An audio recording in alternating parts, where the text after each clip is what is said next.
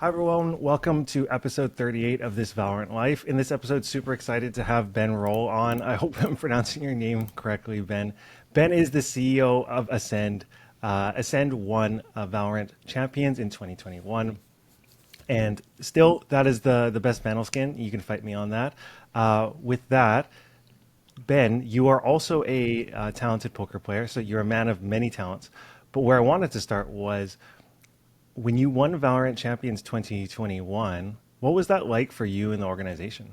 I mean, at first, obviously, it's great to win such a big tournament, but I think it was not the right time. I think we won it too early because expectations have risen, and I would say a year or 2 years later would have been better because even though we had very experienced people from the industry with a decent business background, it's something that requires more experience, more diligence in terms of handling the success, also with teams.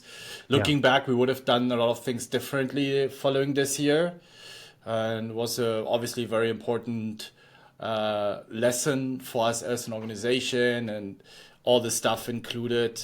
And looking back, I mean, on one side, you're super grateful and you're super proud what you achieved, but from more like a rational business standpoint, the success came a little bit too early. I think we Mm. weren't, as an organization, as the staff, we weren't mature enough business wise to deal with that success. Let's put it this way. Now that you mentioned expectations rose, what were your expectations going into the event? How were you guys feeling when you were going into it? Honestly, we were in a pretty situation. There were a lot of conflicts in the team that many have not seen from the outside. Hmm. I think we had a very good staff, very good mental coaches. We had some very serious talks with the team before the event, and we even had some roster changes on the Hmm. table. Luckily, we managed to resolve issues. And going out of the conversation, I can share this here. Going out of the meeting, bottom line was, well, if we win the whole thing, we're going to continue with the roster, right? Okay. So Okay. but that was more like the internal discussions Mhm. from the players. It's not like there was hate or something. It's just everyone had a bit of a different approach to the game, and especially in a game like Valorant where the meta changes a lot, you might share the same view on a few things or on the grand scheme of things. But then 3 months later, when new agents are introduced, nerfs, buffs, etc., things can change entirely. So in November, I think Champions was in December, and then in Mhm. November, we had some team meetings with the players, and everyone wasn't really sure. Should we maybe make a roster change? And we as an organization, we always we talk to the coach, we try to advise them, we try to listen to all the parties, and then give our recommendation. So then we decided, hey, you know what? Let's make it work. The mental coach did a fantastic job to resolve Mhm. issues short term. And then we obviously had the conversation, all right, but what afterwards? And Mhm. then bottom line from the players was, well, if we win the whole thing, we're going to continue with the I roster. see. Which obviously, yeah, looking back, when you win the whole thing, and it might appear insane to make roster changes, right? Yeah. So you try to justify it logically to continue. But I think in the entire organization, our gut feeling, our heart told us we have to make changes, but we Mm. didn't because to a certain degree there were just like fundamentally disagreements on certain things, and I think we saw what happened this year. What if your expectations weren't high going into the event? Like what do you think made the team succeed? Like how come you were able to kind of capture lightning in a bottle? I think first that a lot of teams underestimated us, and it makes it always easier in terms of your preparation going into the games. You always have an ace up your sleeves. The year after, it's a lot harder because everyone looks into what you have been doing the previous year. So, Mm. we have been unbeaten on bind for a very long time. And I remember we had talks where, why the fuck is nobody playing our comp? I mean, it's obviously the best comp at this point. And people kept taking bind against us, and it's not like the games were even close. Like very often we would beat Gambit 13-0 on bind. But somehow it always had this feeling that teams were thinking, we're going to be doing fine. It's just Ascent, obviously, compared to a Mm. G2 or compared to 100 Thieves or compared to Heretics. You don't have the legacy in the game yet. And I think it's kind of like that benefit we have that orgs or teams were underestimating us. And yeah, it was ridiculous how many times teams were not vetoing bind against us in this year, which was good for us, obviously. Yeah. And yeah, this underdog effect really played in our cards.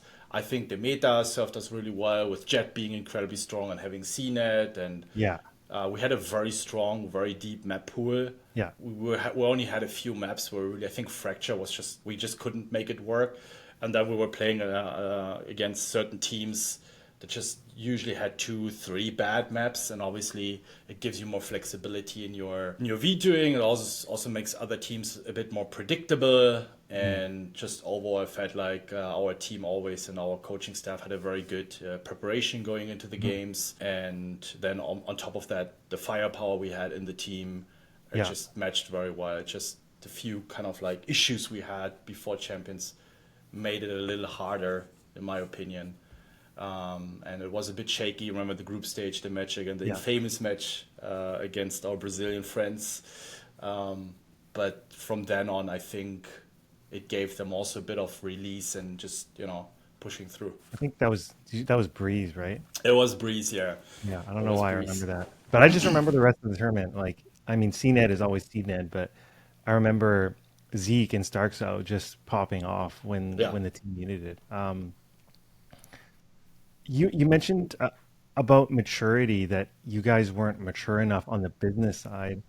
Yeah. Can you talk about that? Is that around like sponsorships or how you run the business, or what did you mean by maturity? I mean, more like in terms of managing the teams, because Mhm. with sponsorships, it's you have to build a network. You have to get to know the right people. And our approach was always good performing teams and making noise in that realm of things. The regret we have is we should have focused more on the content side of things earlier, on the media team. And but again, you make this decision, right? I'm not saying you don't need to be entirely a content org, but the shift a little bit more. I would say our focus was 80% on teams and performance and Mhm. 20% on media and content. I think it could have been 60-40, 50-50, Mhm. and secured better sponsorships and more revenue in this side of the area. But again, with my poker background and being a very successful poker player, and the people in our team were very competitive. And so for us, it was more in our nature to just focus on our teams. I think if you look at our track record, and I think this is where we can be very proud, is almost every game we went into, the early days in PUBG, we immediately qualified for the PEL with a brand new scouted roster with a bunch of unknowns back then. Then we went into StarCraft. We reactivated a retired former South Korean StarCraft pro with Zest, and he was runner up in Katowice, Intel Extreme Masters Katowice. Then we went into Valorant, also a brand new roster, European Yeah. champions, world champions. We went into Apex, put a roster together there, or signed a roster and made it work to help them qualify to all global stages. Even third or second in the championship in London. Then we signed Ben, this. did you guys raise outside money to build up Ascend? Yeah, we raised a little bit. We have a few investors, but we secured some sponsorships, and we made it work with the partnership with Raise Your Edge, the poker school we have. So, I mean, we always had okayish budgets, but that's where we shine, that with the budgets we had, we were always putting together somewhat like hidden talents that I Mm. think a lot of big orgs would just not look at. And with the help of our scouting stuff, we always were able to pick up some rosters that, yeah, then popped off. We did the same in Halo. Then we created one of the best game changer rosters. Hmm. I think they were top, not even in the top 50 I mean, maybe top 50 in game changers, and then we made them top three, constantly battling with BBL and G2. Then we re-signed, we put together a German PUBG roster, and they're now heading to Thailand to compete at the PGS. So I think Rainbow Six was the only title we didn't make it work. But when you look at all the games we went into, and basically almost from yeah, just playing tier three, tier two up to the global international stages. But again, that's the problem these days. That's not necessarily what matters when it comes to making the organization successful as a business. That's why we left a lot of games, because they were Yeah. also very unsustainable. see. Valorant Tier 2, for example. Yeah. And we just decided, you know what, we focus on very, very few games. And now in the background, we're trying to focus a lot more on the business operational side of things. And this is where we are right now. Yeah. I just wanted to jump in and ask from a player's perspective because I try to compete in tier three and Which game? in Valorant. So the question, I guess, stems from the ratio that you're talking about with content and with orgs kind of not being very sustainable. Like you always hear about esports being very tough to get into. I'm curious from the org's perspective, what do you look for in players, and is content like building your brand as a personal player?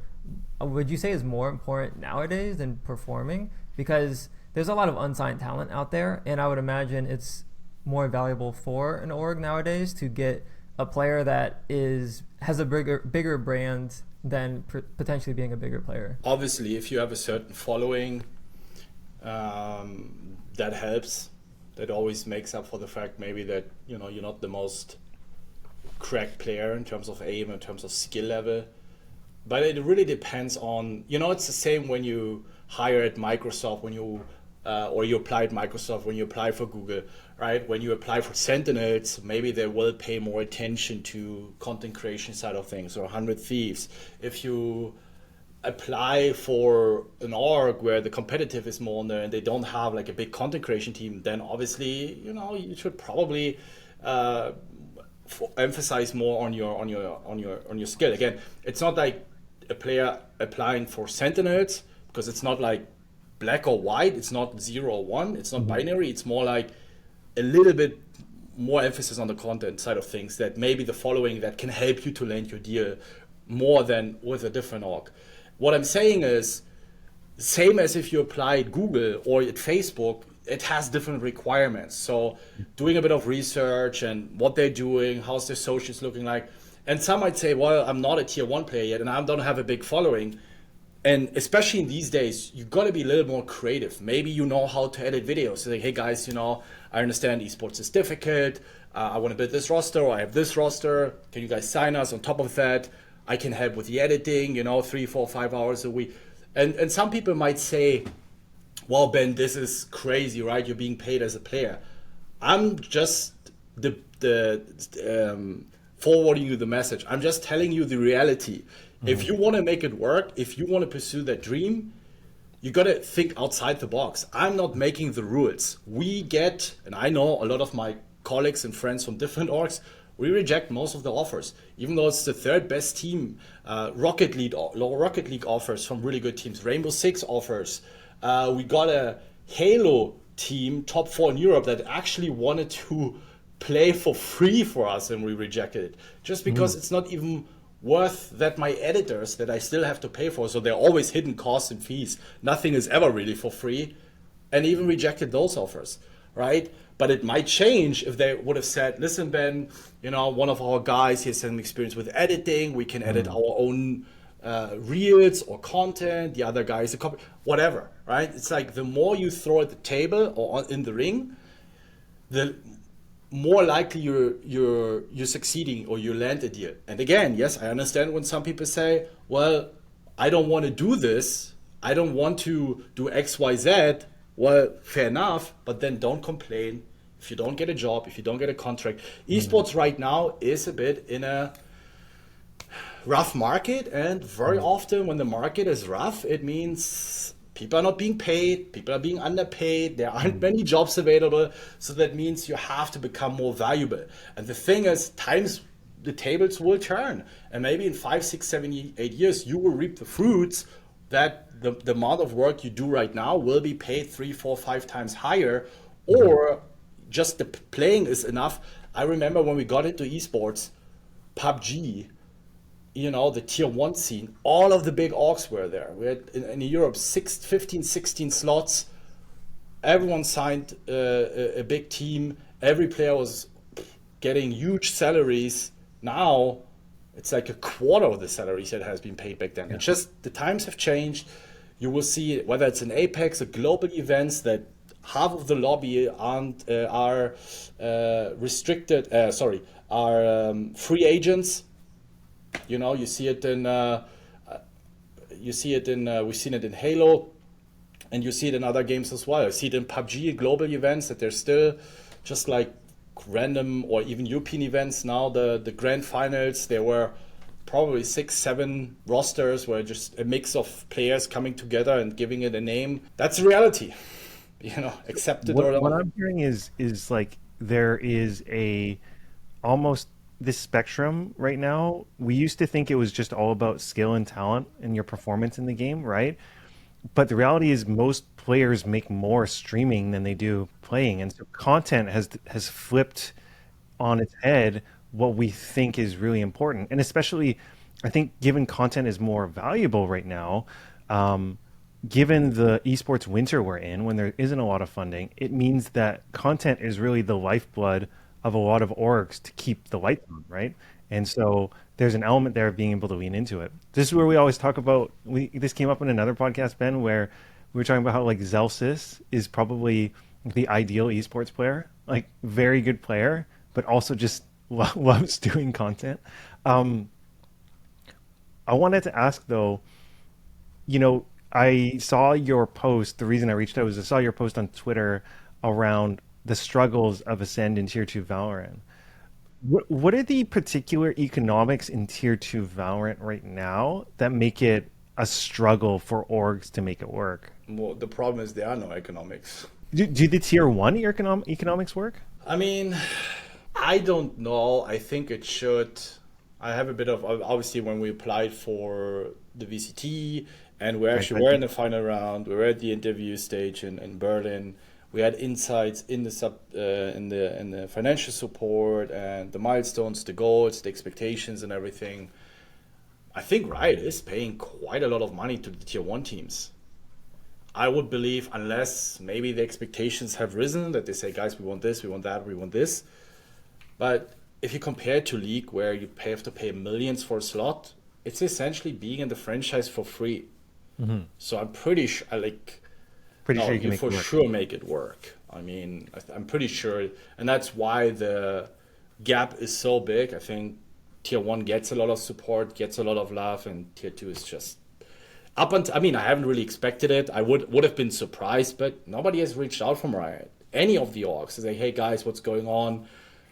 It starts with an email. Like, we guys, like, what can we do better? Say something. Maybe we can make you come back next year. Nothing. Zero communication with people that basically were responsible for that tier 2 even exists, because at the end of the day, it's just orgs putting in the money. It's not the players, it's not Riot, it's not the sponsors. It's that organizations like us decided, you know what, over the span of 2 years, we spent 700 grand that goes into the ecosystem. Nothing. What needs to And change? What needs to change in tier two to make it viable, you think? it needs to be one region, especially I'm talking about Europe. It makes no sense that you have 8 different regions with 500 viewers there, 1,000 viewers there, make it one big league. It needs to be changed back to getting a 2-year slot.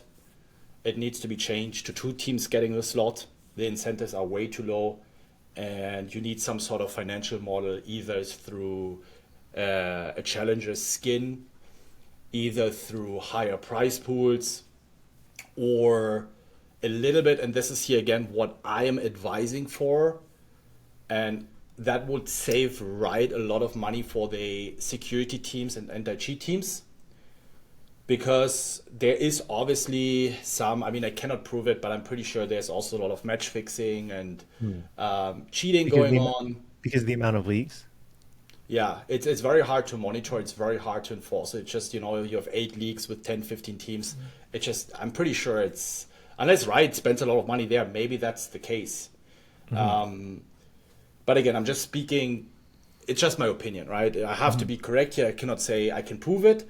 This is sources I have that come to me, that talk to us, and, so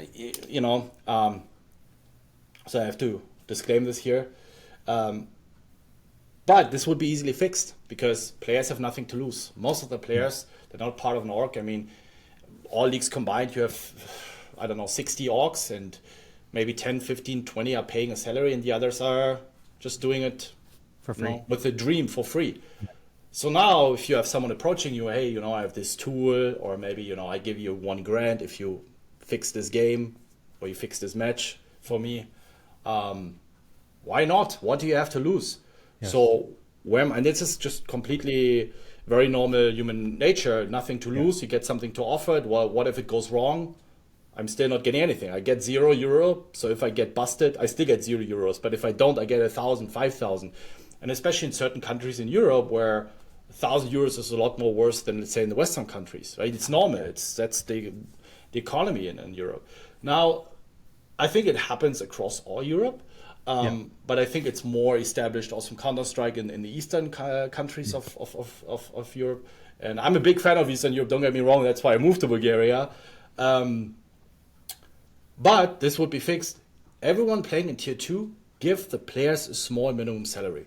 Even if just €100 a month, €200 a month. You save a lot more money on your NTG teams because now players have an incentive to expose each other. Right? Why would you go through all this struggle and hustle and potentially put yourself at risk? You never know what happens in those black markets and in these kind of industries that you expose someone, you call someone out. Why? Right? But if now you have a system where everyone gets a little bit, they have now an incentive to protect that. It's like, hey, dude, man, I'm going to call you out. Stop cheating. Or when it happens in teams and maybe team members are like, all right, I think he's doing it, but I'm just looking away. I'm not going to probe. You know? But Ben, I want to go back to one thing you said, which was just around a challenger skin. So even something like that, you think would really help the viability of Tier 2? Of course. Because now also you have an incentive for orgs to promote it, to put content around it. It's also good for Riot. Make it a 50-50 cut, the orgs get something, and I think the prize pool could use a little boost. But again, if you put all the leagues together, you can channel the prize pool. But I think it's more like a financial interest for Riot because basically you sell your license to 8 different buyers, right? 8 different TOs from all the different regions instead of to selling it to one major TO that runs it for whole Europe. I see. All right. Again, it's just assumption if I think about the business model behind it. That's a great suggestion. How do you see the future of esports? Is it pretty bleak or do you feel optimistic? How do you feel about it? I am extremely optimistic.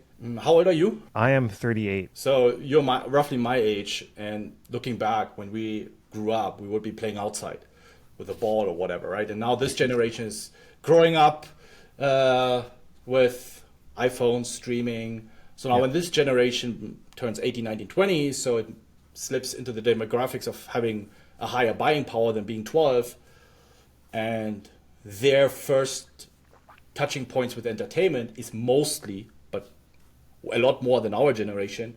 So streaming, games, esports, whatever it is, you know, they're gonna the revenue for skins goes up tremendously, for subscriptions for players, for like everything, more money goes into that ecosystem, and I think it's gonna explode. It's gonna be big, whether it's gonna be in 15, 10, 15, 20 years. It's gonna be playing a major role in entertainment in general, and it will close the gap to traditional sports for sure. And the viewerships will go up, and obviously this will attract more money, investors, and I think it's inevitable. Just the way you look at human behavior and that young generation. Obviously, I'm not necessarily a big fan of it, but just from the business standpoint, this is how it is. And if you want to invest into things, and if you want to make something work in a business, you just try to predict certain outcomes where things might be in 5 or 10 years. So that's why I'm very, very optimistic about it. What about you? Well, Ben, I guess the question I have is, as someone who played League of Legends, I played CS growing up, I play Valorant now, and so when I watch these games, look, I understand what's going on because I've played the game before.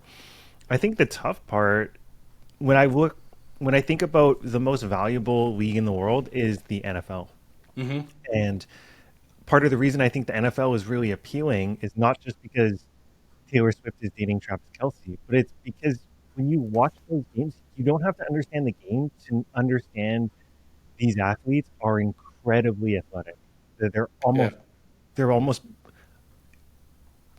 ballerinas in their grace, and yet they're some of the strongest people in the world. And so when you watch them, when you see someone one-handed catch, you're like, wow, that is amazing. And so that's where I just wonder if part of the problem around esports is too many of the games requires such a deep understanding before you appreciate it. So you see the problem in maybe Valorant or League too complex for new viewers to understand what's going on. Yeah, I think, I was explaining to Adam last week, we were just chatting after the show, and there's a game I grew up playing called Tribes. And it was this game where you could ski and it was capture the flag and it was very fast paced. It almost felt more like a sports game with a first person shooter element. And that for me feels like a really good potential future esport because, you don't have to be a expert to understand, oh, this team's trying to capture that flag and this team's trying to capture that flag, right? And it's just very Yeah. apparent, and it was a very fast-paced game. And so when I think about it, that's where I think there are parts of Valorant that they're designing it for that uber competitive player that wants to get better. And I think there's a world where we design an esport more for viewership and the moments than necessarily the skill tactical progression. That's just me thinking aloud. But don't you think a game like Counter-Strike is quite simple in its kind of like capture the flag mode just with planting a bomb? I mean, it follows this, I guess it has a so. similar objective. I think it's just how do you make. I think if you play the game and you see, I don't know. Okay, when you watch Simple play or Monazy play, you can be kind of astonished at those flicks, but they're really only astonishing if you've played before, like how you understand how hard that is. I wonder if there are just ways of observing the game that make it more exciting or more initially appealing. But you're right. I think Counter Strike is more appealing in some ways than Valorant, which is kind of surprising because Valorant's more colorful and more accessible. But the mechanics of CS are, I feel like, easier to understand as a non-player. What do you think, Adam? Yeah. So I guess like from my point of view, there's like a level of like nurturing that Counter Strike and even something like chess. Like growing up, you can play chess when you're a kid, and then when you see like chess is pretty big, not really as a esport or a sport, but like just on YouTube, you see a lot of chess content, and it's very impressive because like the moves are really quick and like speed chess gets a lot of attention. So when I think about esports and its, I guess, accessibility, Counter Strike has been around for a long time. Like you have 1.6, you had even before 1.6, there was like other versions, and then you had Source, and then you had Go, and I think for me, because I'm a little bit younger, Go was when it kind of exploded, and then when esports kind of started to become a thing. So the people that played 1.6 and Source kind of gravitated towards Go, and like that's where that viewership comes from. So even though Valorant may be easier to get into, it hasn't had enough time to build up yet. And it's gonna take a while until it pulls viewership from, like, if I think about League of Legends and Dota was like the start of the League of Legends viewership, and then it kind of expanded off of that. It's gonna be a while until Valorant viewership pulls from CS:GO's viewership, and it's already done that pretty successfully. But I guess what I'm trying to say is like, it's gonna be, I think, a few more years, maybe 5 to 10 more years, until Valorant itself is going to be accessible as a viewer experience, because People the have grown game up has with been like, it transpasses those generations. Like, for example, I'm going to be watching Valorant 5 to 10 years from now, even if I stop playing. So I guess that's my take on it. You need to have the game be old enough to have the viewership extend generations. Yeah, that's true. I mean, at the end of the day, we watch in Europe, it's more football or soccer, or we want to call it, because we also played it growing up, right? Right. Even though I have a lot of friends that, apart from 8, 9, 10 years, never really touched the ball, but they would still cheer for Germany or their favorite club. So I think it's like similar. I fully agree. I see one problem with Valorant, and I think Riot is chasing this franchise model and maybe uses traditional sports as a role model, like football, American football, right? In America, I know there. I think basketball. I think most of the major leagues are franchised, right? Or is there like a league They're all where you can 100%. all franchise? But, and this is what I think they oversee, they have an incredible, well-established tier 2, let's call it college system. We have been to college games, and I was mesmerized how many viewers and how many people, and like it's crazy. It's like almost its own tier one ecosystem, the drafting system. And I think this is what Riot oversees, that they think, oh, we just franchise it. And then I think you have to build stuff up from the ground, not from the top. You cannot start with, let's make it franchise and then hope. I think that's probably what they try to do with the Premiere. I don't think it's enough. I don't think it's not going to work out. So you need a well-funded, well-sourced tier 2 ecosystem. And so then you also, because from then on, you have a tier 3 system that is well established, because now you have tier 3, tier 4, and everyone sees tier 2 is. So the only real way to make it work is basically trying to get signed from a tier 1 team, and I think there are just way too many obstacles. So I think long term, if Riot doesn't make the move, if they don't make drastic changes, I don't see a good future for Valorant, to be honest. I see a good future for esports, and we have new games coming out that have been released, new shooters, new FPS games, and there's going to be a lot of competition on the market. And Counter-Strike now, with making its changes for next year, I think Counter-Strike is looking really good, in my opinion, for esports. Also, no limitations for sponsors. I understand. I have a poker background. Casinos, gambling, etc. is a little bit frowned upon. But, at the end of the day, we see in a lot of games. I understand the mechanics behind gambling and the psychological ramifications. But the thing is, whether it's the case opening and this draft model from FIFA, it's gambling. It's just the front end looks different. It's like players you can win, right? Same with the skins in Counter-Strike, the black market in Valorant. Like, it all has aspects of gambling. It kicks in this, like, what skin am I getting? Sorry to tell you that, but it releases the same chemicals in your body as if you would sit on a slot machine. So I find it a bit hypocritical. And I think it's... Or even just the way the Valorant store is created, right? It refreshes every day, where you only get the 4 skins. Yep. It's also the way the animations of the skins, the sound cues when you make a kill, like it releases the same kind of like addictions that you get addicted to these hormones that are being released, the dopamine kicks, It's the same. It's just in here, it's sound effects and certain gimmicks and visualizations, and here it's case opening, and it's the black market, and in FIFA it's the same. And what's the most dangerous part about this? Everyone knows, like almost everyone knows, that playing on a slot machine is dangerous. So you have more like of a protection mechanism that okay, I'm going to be careful. With all these things in games that are being incorporated, most people don't see the dangers in it. So your guard is down. And that makes it so freaking dangerous. And then after 1 or 2 years, I'm addicted to Valorant. I'm addicted to FIFA. I'm addicted to case openings. And you have no clue where it started. But that's I see it's the same with TikTok reels or short form content. It's the same. They hire a lot of experts from the gambling industry, from the casinos, that incorporate the algorithms and the mechanics that make you release the dopamines, that you stay hooked, that you keep using it, right? So you increase the retention times of the users. So what I'm trying to say, I was a little bit going on a detour here, is don't gamble. No, don't gamble. Obviously, yes, that's correct. Unless you're winning player at poker, money. Unless you're good at poker, but it takes time, 1 or 2 years. It takes a long time to get really good at poker.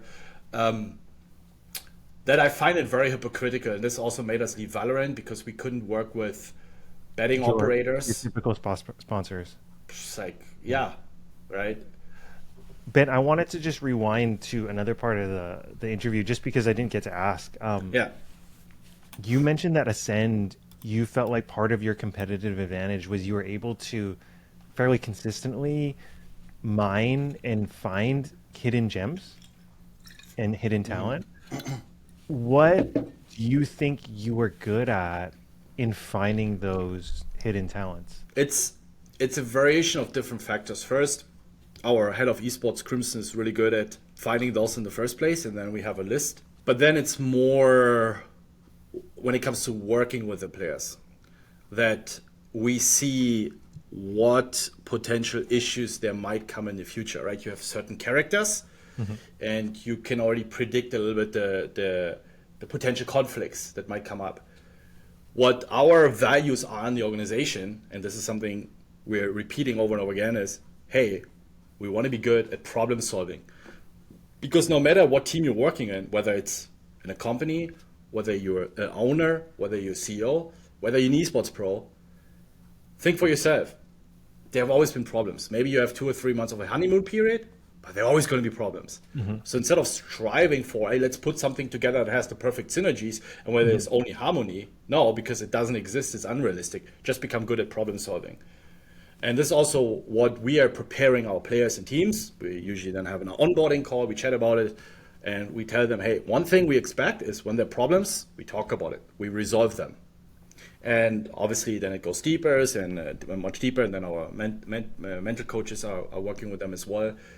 So it's not like this. I think a lot of teams fall apart when it's this kind of like, oh, I didn't know you would be like this, or I wouldn't know you this side of you. I thought you're this perfect in-game leader that doesn't have flaws, and we that thought you never you would get be mad or frustrated. yeah, you would be this cracked aimer, and now he has 3-4 bad games, or you have the rock of the team that is calm, and like it feels like at the beginning everyone thinks they're playing with 4 superstars that don't have any downsides. No, you're signing up humans, and sooner or later they're going to show their negative sides, and it's, I think, more preparing them and telling them, hey, it's okay. And if there are certain red flags and if certain players cross the line, we also prepare them, help them, then we need to let go of a player. Maybe it's just not meant to be right now. We have a different approach to the game. That's also totally cool. One thing, I've thought a lot about, not for games, but when I'm hiring people, like for regular jobs, I've often thought about what are the skills that I think are teachable, and the skills that I think I can't teach or don't want to teach. When I think about Valorant or I think about esports, I think about individual skill in the game. I think about their individual mental. I think about their ability to keep the vibes up, their communication. Like what are the things that you look at in a player when you're trying to define what they're good at and what they're not? The ability to listen and the willingness to learn, and then, but also when becoming successful, because staying successful is a lot harder than becoming successful. Then you have the ego, staying humble, very difficult. And to predict how is someone going to behave if he starts making more money, if he becomes successful. And because obviously our goal is always to have a team that we work with long term, and trying to find that out early on is key. And these are the characteristics we usually look into. The willingness to learn is like huge. If you feel like someone is trying to justify and finding excuses, it's gonna be very difficult. It's gonna be impossible. Who's been the player that you worked with that was most willing to learn? I think the PUBG team we have right now, and that's why we have them now for almost 3 years. We're going on to our 3rd year now. Unless we had to make a roster change, but we kept the same 3 players. All of them are very good to work with because we also there had a lot of problems this year. And we always sit down, we talked about it, they listened. It was very incredible. And Valorant is it's hard to say because we had this roster even in our first year. We traded Kolamenta for Zeke. Kolamenta was incredible to work with, even though but I already knew him from our previous PUBG rosters. This is the kind of guy you want to have in your team. He is just someone, he wants to get better, and he appreciates every single piece of input and feedback.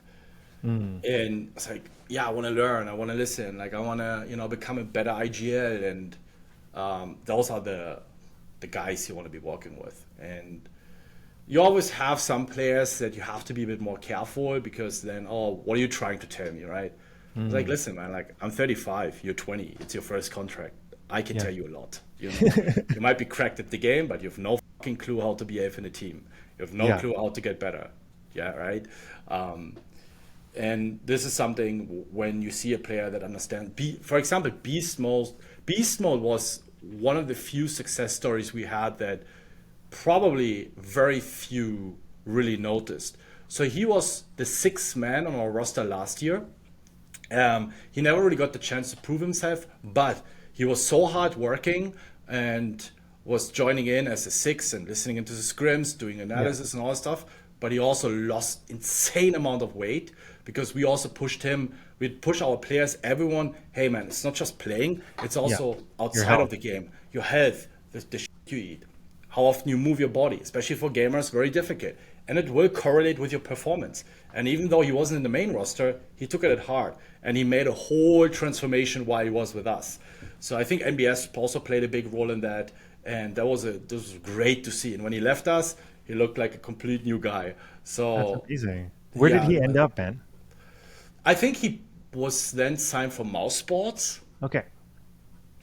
I'm not sure what he's cool. doing right now. And I think then he struggled a bit finding his place in tier 2, but I think he's also still very young, and I think the goal is to make it in tier 1. Ben, I think that's one thing that's interesting is maybe that's missing in esports that exists in regular sports is if you make it to the EPL or the Bundesliga as a super talented young person, you still know you're not a veteran. And so you can learn from veterans. Yeah. But I feel like in Valorant and these younger games, it exists in CSGO because of, teams like Astralis that have been around forever, right? And Forest before that, right? But in Valorant, there's no, maybe FNS is the only, but it feels like there's no vets that teach players how to be professional. Yeah. You have your Angel like from Navi. But that's why orcs have a bigger responsibility to step into this role. Why don't they step in more? Oh, because it's a lack of competence. I've seen it in a lot of orcs. It's very difficult. The advantage we had is 10, 15 years of competitive success also in poker. And poker is a game where even if you master the game, you have to master your emotions. There's a famous saying: it takes very short time to learn the game, but it takes a lifetime to master it because even if you're good at it, it's a freaking tilting game. You can make right decisions for 6 months and still lose. It's just the variance. There's the luck factor involved. So it requires a very strong mentality, a very strong mindset. And this was one of the reasons why we went into esports in the first place. I used to be relatively competitive at 1.6. So I was always following esports. Then I got into poker. I was still following esports. But then I always realized the mentality of gamers is really bad. It's a joke compared to poker players. Because I'm working with guys and I'm coaching a lot of players that literally play for millions, right? And then bluffing off when you know $500,000 is at stake, or making critical decisions when you know when you're wrong, you're going to be losing 200 grand. That's a lot of pressure. There's a lot of pressure. So it also requires huge diligence to manage your finances, bankroll management, to not go broke. We call it bankroll management in poker. So you have to be an extremely, extremely mentally strong and financially responsible person that you have to grow to.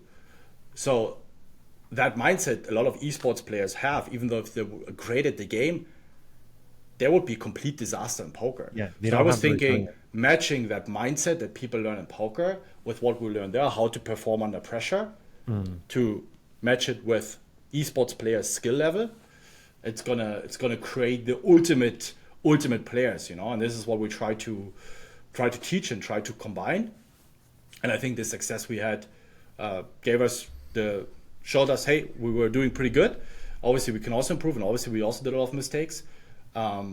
But that's what we were trying to achieve. I'm curious to hear your thoughts on, like, I guess the business side of developing players, because you guys have found a lot of success developing players. Is there a market for that? Because selfishly, as a previous player myself, and I also help players improve at Valorant as well, there's a lot of people that have that dream to go pro, and of course the ecosystem in tier 2 and tier 3 is not there, but I'm sure that there's a market there, or there's a way for you guys to utilize your success so far in developing players to still remain in Valorant. But I guess, what are your thoughts on that? Is that even a thing? I mean, we managed to sell some of our players when we didn't make it to franchise and to make money there, yes. But in Valorant now with Tier 2, the thing is that usually it's a 1-year contract.